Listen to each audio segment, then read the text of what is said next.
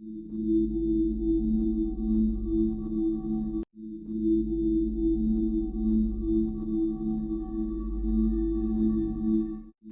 everyone, welcome to my YouTube channel Learners Destination. I am प्रीति नरवाल. आज हम reasoning का एक टॉपिक शुरू करेंगे जिसको हम बोलते हैं कोडिंग डिकोडिंग. कोडिंग डिकोडिंग एक ऐसा टॉपिक है जिसमें चाहे कोई भी कॉम्पिटिटिव एग्जाम हो, चाहे वो DSSB हो, HSSC हो, SSC, CHSL हो, CGL हो, कोई भी हमारा कॉम्पिटिटिव एग्जाम, उसमें क्वेश्चन कोडिंग डिकोडिंग से पूछा जाता है. और अगर हम ढंग से कोडिंग रिकॉर्डिंग की ट्रिक सीख लें, अच्छे से उसकी प्रैक्टिस कर लें, तो माइनर 4 to 5 सेकेंड लगते हैं इस क्वेश्चन को सॉल्व करने में. तो चलिए इस टॉपिक को स्टार्ट करते हैं. Coding decoding. कोडिंग डिकोडिंग अगर हम जनरली बात करें तो एक तरीके से एक हिडन इंफॉर्मेशन को ट्रैक करना, कि कोई इंफॉर्मेशन आपको कोड की फॉर्म में दी रखी है और आपको एग्जैक्टली पता करना कि वो सामने वाला क्या कहना चाहता है. यही रीजन होता है कि ये क्वेश्चन एग्जाम में पूछा जाता है, कि वो देखना चाहते हैं कि क्या आप उनके माइंड के लेवल को पढ़ सकते हो, कि वो आपसे क्या पूछना चाहते हैं, क्या आप वो बता सकते हो कि नहीं बता सकते. ओके, तो चलिए इस टॉपिक को स्टार्ट करते हैं. कोडिंग एंड डिकोडिंग में हम सबसे पहले हम पढ़ते हैं अल्फाबेटिकल कोडिंग. क्या होते हैं अल्फाबेटिकल कोडिंग? अल्फाबेट्स आप सबने पढ़े हैं, हम बचपन से पढ़ते आए हुए हैं, ABCD. अब हम उन ABCD का ही यूज करेंगे कोड करने के लिए और डिकोड करने के लिए. अभी तक हमारे लिए ABCD क्या थी? Simple ABCD. लेकिन हमें उन ABCD को किससे ज्वाइन करना पड़ेगा? नंबर से ज्वाइन करना पड़ेगा. आपको जब आपका एग्जाम हो तो आपको ये नहीं पता होना चाहिए C क्या है, आपको ये पता होना चाहिए कि C कौन से प्लेस पर है, कौन से नंबर पर है. आपको डायरेक्ट उसका नंबर पता होना चाहिए, तभी आप क्वेश्चन को जल्दी से जल्दी सॉल्व कर पाओगे. तो चलिए स्टार्ट करते हैं. सबसे पहले क्वेश्चन अपनी जो ABCD लिखने का तरीका देखिए. ABCDE, F G H I J K L M N O P Q R S T U V W X Y and Z. यही होती है हमारी.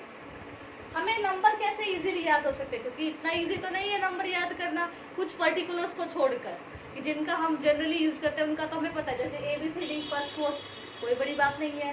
लास्ट के XYZ, ये भी कोई बड़ी बात नहीं याद करना. लेकिन जहाँ बात आ जाती है इन बीच के नंबर से, एकदम से कोई हमसे पूछ ले कि क्या प्लेस है उसका, हमें पता 26 लेटर्स है, कोई भी बीच में पूछ ले मुझे बताओ H का प्लेस क्या है, तो आपको सोचना पड़ेगा. वो जहाँ आपने सोचने में टाइम वेस्ट कर दिया, आपका कंपटीशन में आप एक कदम के आगे पीछे आ गए. तो हम कोशिश करते हैं कि हम उन नंबर्स को बिल्कुल हमारे माइंड में सेट हो जाए, कि कोई हमसे पूछे साथ के साथ हम आंसर दे सकते हैं कि O की पोजीशन ये है, S की पोजीशन ये है. तो सबसे पहले बात करते हैं इस पर्टिकुलर की. क्या लिखा हुआ है ये? वैसे तो देखें तो EJOTY, लेकिन इसको हम बोलते हैं इजोती. क्या बोलते हैं? इजोती, या बोल सकते हैं ए ज्योति. क्या बोलेंगे? ए ज्योति. अब अगर हम ध्यान से देखें 1 2 3 4 5 6 7 8 9 10 11 12 13 14 15, अगर आप ध्यान से देख रहे होंगे तो ये सारे के सारे क्या है? 5 के मल्टीपल्स है. क्या है ये? 5 के मल्टीपल्स है. तो इसका प्लेस 5 10 15 20 एंड 25. हमें एक ही सेकेंड में 5 अल्फाबेट की पोजीशन याद हो गई. सिर्फ क्या याद रखना है? ए ज्योति. वो सारे के सारे क्या है? हमारे 5 के मल्टीपल्स है. ओके. दूसरी चीज, अब हम कुछ पर्टिकुलर इन 1 2 3 4, ये तो मेरे हिसाब से पोजीशन बताने की जरूरत भी नहीं है, सबको याद रहती है. अब बात आती है आगे की, कि आगे की हम कैसे याद रख सकते हैं कि इसकी पोजीशन ये है. F से फिक्स 6.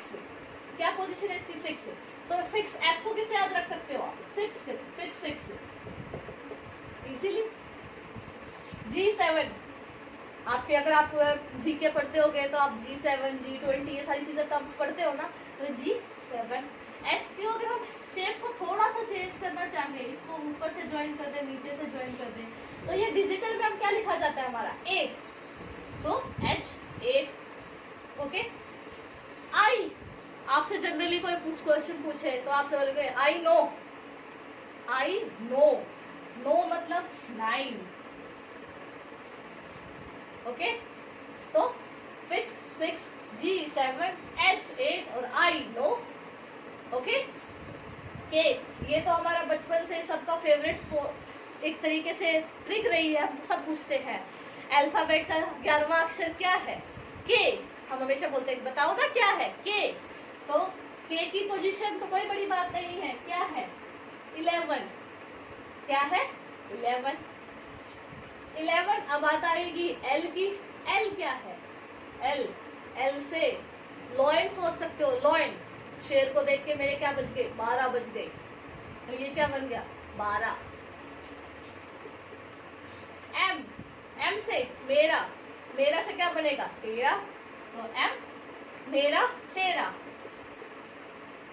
अगर आपने ध्यान दिया होगा तो हम 13 तक पहुंच गए। इसका मतलब हमने हाफ अल्फाबेट्स क्या कर ली है? कवर कर ली है। क्या कर ली है? कवर। हाफ अल्फाबेट्स कवर करने के बाद अब बची हमारी बाकी अल्फाबेट्स। Okay, M N. हमें पता है कि अगर हम अल्फाबेट्स की सम की बात करें तो अगर हम अपोजिट्स को जोड़ते हैं या टोटल करते हैं दो अल्फाबेट तो क्या बनेगा? वो सम 27 बनेगा। अगर हम रिवर्स ऑर्डर में लिखना शुरू करें, रिवर्स ऑर्डर में लिखने का मतलब अगर मैंने ए शुरू किया और फिर बाद में जेड शुरू करूँ तो 1 + 26 27, बी + वाई फिर से 27, किसी तरीके से m + n 27। तो m की वैल्यू अगर 13 है तो n की वैल्यू क्या हो जाएगी? 14। ये मैं पहले ही बता चुकी हूँ। p की बात आती है। p, q, p कोई प्रिंस मान सकते हो, कोई प्रिंसेस कंसिडर कर सकते हो। p एक प्रिंस, हम जैसे स्टोरीज में सुनते हैं once there was a prince, तो हम मान लेंगे कि once there was a prince of 16 years. एक प्रिंस था जो कितने साल का था? 16 साल का। तो p की वैल्यू क्या हो गई आपकी? 16। नेक्स्ट आपका आता है q। q के लिए हमारे पास दो ट्रिक है। हम ये बोल सकते हैं कि उस प्रिंस की शादी एक क्वीन से हुई जो कितने साल की है? 17 साल की है, बोल सकते हैं। या फिर हम इसको इस तरीके से लिख सकते हैं कि ये जो q हम इस तरीके से लिख सकते हैं, क्या ये किसी तरीके से 7 को नहीं रिप्रेजेंट करती? ऐसे टेढ़े में अगर लिखना चाहे तो q 17 भी होता है। q 17 क्या है? 17। r, q p q Prince की शादी हुई क्वीन से जो कितने साल की हो गई? 17 की। आर, आर से हम क्या बोलते हैं? राइट। हमारा राइट है ये।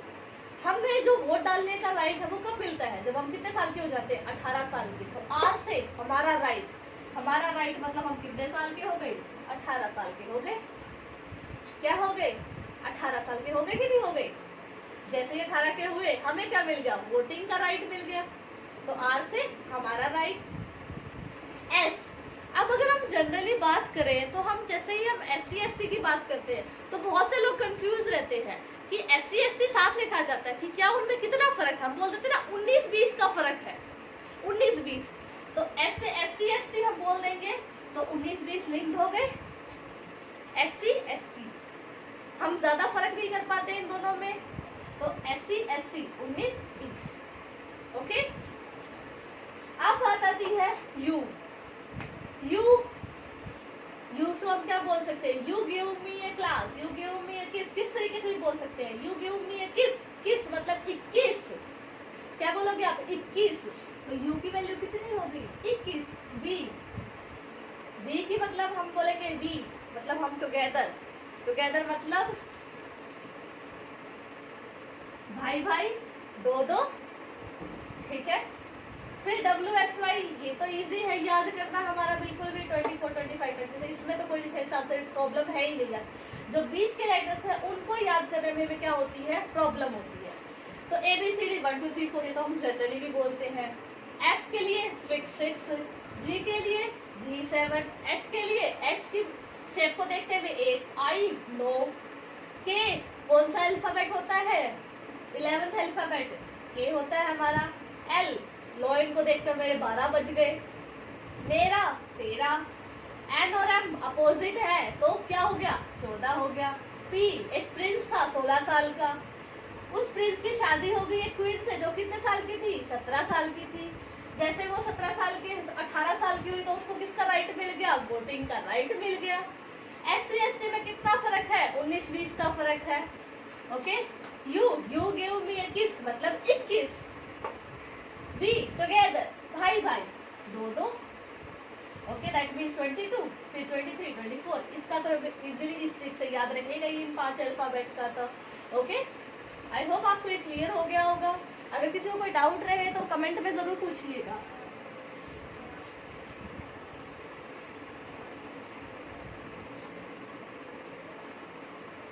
अब इसी में हम डिस्कस करते हैं रिवर्स ऑफ लेटर, या हम बोल देते हैं अपोजिट ऑफ लेटर।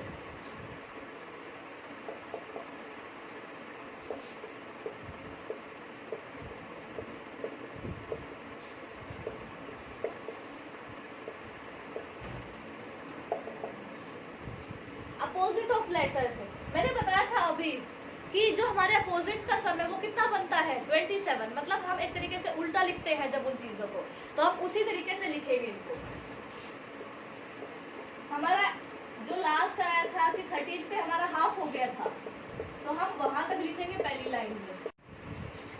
तो हमने m तक लिख लिए पहले एक लाइन में। अब हम लिखेंगे m से आगे के अल्फाबेट, क्योंकि m तक हम जैसे जाते हमारा प्लेस क्या था 13, मतलब हाफ पर हम पहुंच जाते। बाकी के बचे में हम अल्फाबेट्स लिखेंगे, लेकिन इस ऑर्डर में, इस तरफ से लिखते हुए चलेंगे। तो m नीचे क्या आएगा, N O P Q R S T U V W X Y Z।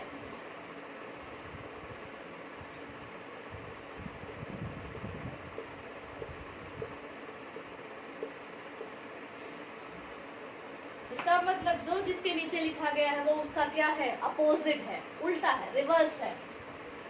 इसको याद रखने की कुछ ट्रिक्स हम जनरली फॉलो करते हैं, जैसे A to Z, ये तो नॉर्मल भी बोलते हैं, right the alphabet from A to Z। B Y boy, C X cracks, बचपन में सबने खाए होंगे। D W due, Mountain Dew, अभी भी पीते हैं हम सब। E V इवन, इवन और से आप नंबर से याद कर सकते हो। F U फालतू, मूवी आई थी ना फालतू। G T GT road. H S इसको आप हाई स्कूल बोल सकते हो, हिल स्टेशन बोल सकते हो, जैसे भी आपको याद रहे। I R इंडियन रेलवे, बहुत सारे लोग चाहते हैं उनको इंडियन रेलवे में क्या मिले, जॉब मिले। J K जंगल क्वीन। K P, या इसको आप रिवर्स याद कर सकते हो, PK मूवी सबने देखी होगी। L O love. M N man, easy है याद करना। और जैसे ही आपको पोजीशन याद हो जाती है तो आपको ये याद करना बिल्कुल भी टफ नहीं रहेगा। हिल स्टेशन, अगर आपको एक ही पोजीशन याद है तो 27 में से आप सबट्रैक्ट करके दूसरे का अपोजिट की पोजीशन भी इजीली याद कर सकते हो। बट आपके लिए ज्यादा अच्छा रहेगा कि आप डायरेक्ट सभी अल्फाबेट्स की क्या याद रखो, पोजीशंस याद रखो। तो ये तो हुआ अपोजिट। जैसे इसको हम लिखना चाहे ड्यू, क्रैक्स, इस तरीके से हम इनको क्या कर सकते हैं, इंटरलिंक कर सकते हैं और इजीली याद कर सकते हैं। ओके, तो चलिए अब एक क्वेश्चन डिस्कस कर लेते हैं जनरल की, हम कैसे क्वेश्चन को सॉल्व करते हैं।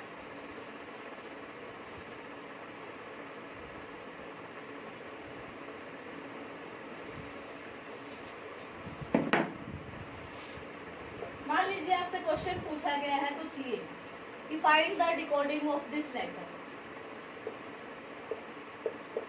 ये आपको दे रखा है कि इसके रिगार्डिंग जो कोडिंग की गई है वो तो की गई है ये।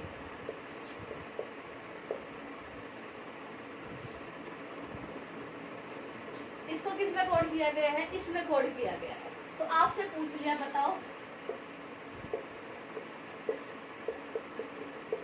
इसके लिए कोडिंग बताओ कि इसके लिए कोडिंग क्या होगी। तो हमें इसमें से पैटर्न ढूंढना पड़ेगा, वही पैटर्न इस पर अप्लाई होगा। अब अगर हम इसमें पैटर्न ढूंढने की कोशिश करें तो सबसे पहले तो पोजीशंस चेक करनी होती है। सी की पोजीशन क्या है हमारी 3, आर की पोजीशन क्या थी राइट 18, ए फर्स्ट थी, डब्ल्यू 23, यहाँ से बात करें X 24, I know, Z last letter 26 4। क्या पोजीशन में कोई रिलेशन दिखाई दे रहा है 3, 24, 18, 9, 1, 26। अगर मैं ध्यान से देखूं सम की बात करूं तो 24 + 3 27, 18 + 9 27, 1 + 26 27, 23 + 4 27।